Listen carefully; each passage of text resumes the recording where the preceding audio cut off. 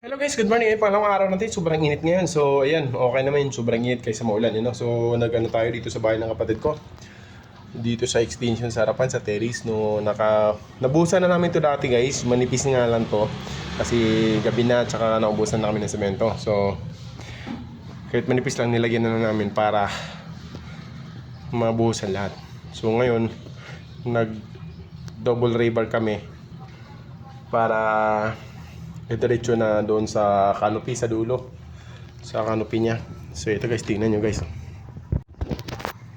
So ito na ginawa namin guys, no? Nakabuhos na to dati, manipis lang, kaya doon papatungan namin ulit, binakala namin ulit to guys. Ayan, nakabaon yan dyan. Pero itong pader na to guys is tatanggalin din to guys, kasi walang mga bakal. Oh, tingnan nyo to, binakbak namin, oh, sa bintana, walang mga bakal guys. Tatanggalin din namin itong wall na to, tatanggalin namin yan. Tapos magawa kami ng beam dito niya sa baba. Ayan. So ito guys, so bumili pa kami ulit ng bakal. Kulang kami ng para pang anilyo dito sa poste guys. Ayan. Spile pa ng hollow block. Tapos ngayon, dito na rin ako magkakating guys ng plywood. Din yung pinulik para dito sa canopy niya. Para dito sa canopy. Ayan. Tapos para sa mga poste. Ayan o. So yan, umpisa na natin guys. So yun guys, sira yung ano natin, circular saw, sira yung circular saw natin. Pati yung jigsaw natin, sira din. Kaya ang gagamitin natin, ito yung saw blade. Yan. Ito na lang gamitin natin. Saw blade guys, saw blade.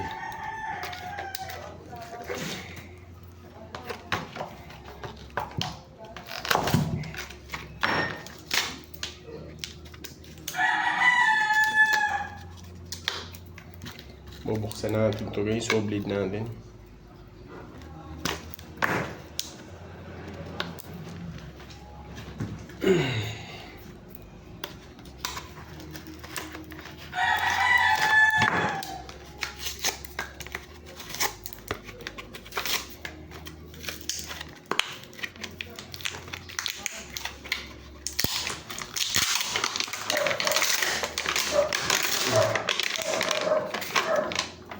Ito guys, saw blade, ayan.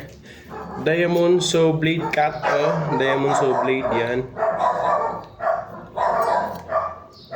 Ito yung kakabit natin sa grinder natin guys. Ito yung gagamitin natin.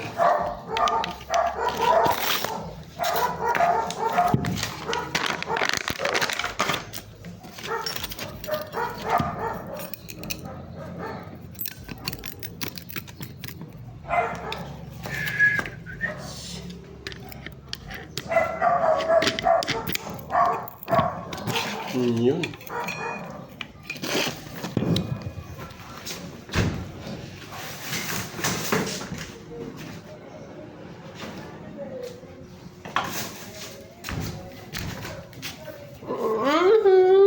Higpitan na natin. Higpitan na natin sa kamay lang guys. Kasi pahigpit na may habang umandar yan. Pahigpit yan. Sapin na natin kasi masakit. Ayan. Ayan na guys. Nakakabit na.